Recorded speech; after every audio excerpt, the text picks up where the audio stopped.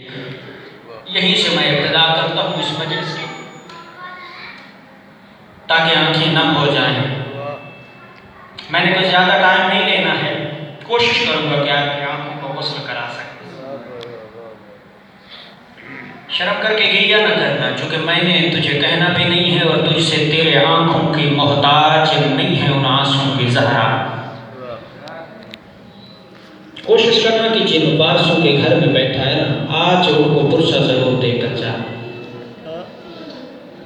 اپنے گھر میں بھی بیٹھ کر سنتا ہوگا مجلس، میں نہیں کہتا عظمت مجلس کم ہو جاتی ہے، نہیں، وہ بھی ذکر حسین ہے۔ آج حسین کی بیٹی کے جوار میں بیٹھا ہے، بغداد کے قیدی کی بیٹی کے جوار میں بیٹھا ہے۔ اجرک اللہ، خدا ان ہاتھوں کو تا قیامت آباد رکھے۔ قربان جاؤ اپنی ماں پر، اپنی بہن پر، کہ انہوں نے کسی نے اپنے سینے پہ خود ہاتھ مارا، کسی نے اپنے منہ پہ خود ہاتھ مارا، لیکن قربان جاؤ علی کی بیٹی مجبور ہو کر بس گردن ہاتھ باندھ کے شرابیوں سے تماچے۔ اجرکم اللہ، اجرکم اللہ، میں قربان جاؤں علی کی بیٹی تیری قربت پر۔ جب میری مائیں بیٹھی ہیں، صاحب مقتل لکھتا ہے کہ جناب سید زہرا مجلس میں آ کے بیٹھتی ہیں، اور جب ذکر حسین ہو رہا ہوتا ہے نا، تو اس وقت کربلا کی طرف منہ کر کے کہتی ہے، بیٹا حسین آ دیکھ تیری غربت پر رونے والے۔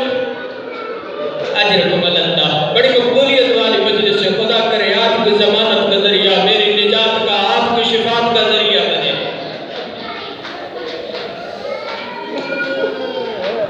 چوتھے امام سید الساجدین مجلس میں آ کر بیٹھتے ہیں۔ جو بندہ اپنے خیالوں میں بیٹھا ہوتا ہے نا، یا اسے غربت حسین پر رونا نہ آئے نا، تو اس کے منہ کی طرف تعجب سے نگاہ کر کے کہتے ہیں، کربلا میں ہوتا 61 ہجری کو دیکھتا کہ علی کی بیٹیاں کیسے اجڑی ہیں، میں پوچھتا تو خاموش کیسے بیٹھا، اور تو دیکھتا جب اکبر کے سینے میں برچھی لگی تھی، دیکھتا وہ منظر تجھ سے پوچھتا تو کیسے خاموش، اور تو دیکھتا جب شمر کمینے نے زینب کی چادر نیزے سے اٹھائی، میں دیکھتا تو کیسے خاموش، جب حرملہ نے 6 ماہ کے اصغر کو تیر سے وہ ایسا پانی پلایا، وہ منظر تو دیکھتا میں تجھ سے پوچھتا تو کیسے خاموش ہے، اور جب قاسم کے لاش کے اوپر گھوڑے دوڑائے گئے تو ہوتا کربلا میں دیکھتا وہ منظر میں پوچھتا تجھ سے تو کیسے خاموش۔ اجرکم اللہ، اجرکم اللہ، اجرکم اللہ، ہائے ضرور کر دینا غریبوں کے غم میں۔ احسن المقال والا، چونکہ شہادت سے پہلے میں اس جملے کو ضرور ذکر کرتا ہوں، آپ کی طرح ایک مومنہ جتنی بھی مائیں بہنیں بیٹھی ہیں، ہر کسی کی خواہش ہوتی ہے، میری توقع سے بھی زیادہ آپ لوگوں نے گریہ کر لیا ہے، بس صرف عبادت کے لیے ایک جملہ دینا چاہتا ہوں۔ جس طرح ہماری مائیں بہنیں، ان کی عادت ہے، ہم بھی دیکھتے رہے، ہماری مائیں بہنیں گھر میں ذکر حسین کے لیے اہتمام کرتی ہیں۔ عرب کی رہنے والی مستور اپنے گھر میں مجلس حسین کرانا چاہتی تھی، اس نے 10 دن مجلس کرانے کا ارادہ کیا، اور بڑی غریب تھی۔ اجرکم اللہ،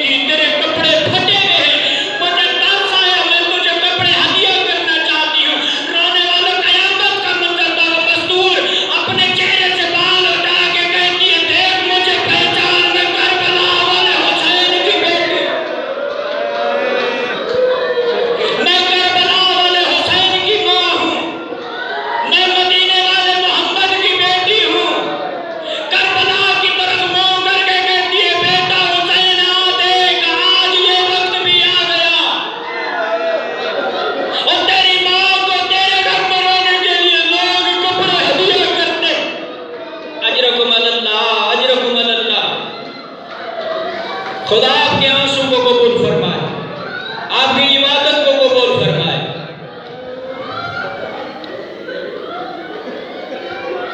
ماں کی مصیبت کا ایک جملہ دیا، بس ایک جملہ علی کی علی بیٹی کا سناتا ہوں، زحمت تمام، بس جو بہن کی انتظار میں بیٹھے ان کے لیے صرف آخری جملہ۔ مجھے نہیں پتا جو کون کس خیال میں بیٹھا ہے، کیوں؟ کیونکہ علی کی علی بیٹی وہ واحد مسافرہ شام بی بی، اجرکم اللہ، میں قربان جاؤں علی کی بیٹی پر جو شام نہیں گئے، دعا کرتا ہوں اللہ ان کو کربلا کی صدقے شام لے کے جائے۔ رونے والا جا کر دیکھو، آج بھی علی کی بیٹی کو پرسہ دینے والا کوئی نہیں۔ اجرکم اللہ۔ بس رونے والوں آخری جملہ، علی کی علی بیٹی کربلا میں تمام کربلا کے غریبوں کو مقام منزلت شہادت پر دیکھ کر چلی، اور چلتے چلتے ایک ایسے مقام پر پہنچی جہاں آنے کے قابل نہ تھی۔ بس جتنا رونا تھا، آپ کا اپنا نصیب، میرا اپنا نصیب، صرف بہن کے لیے ایک جملہ دینا چاہ رہا ہوں۔ کہتی ہے سجاد بیٹا، کہتا ہے جی پھپھی اماں، تو نے بڑی آسانی سے لفظ شام سن لیا۔ روایت کا جملہ جب تیرا چوتھا امام لفظ شام سنتے تھے تو ان کی آنکھوں سے آنسو جو ہے وہ خون کی حالت میں تبدیل ہو جاتے تھے۔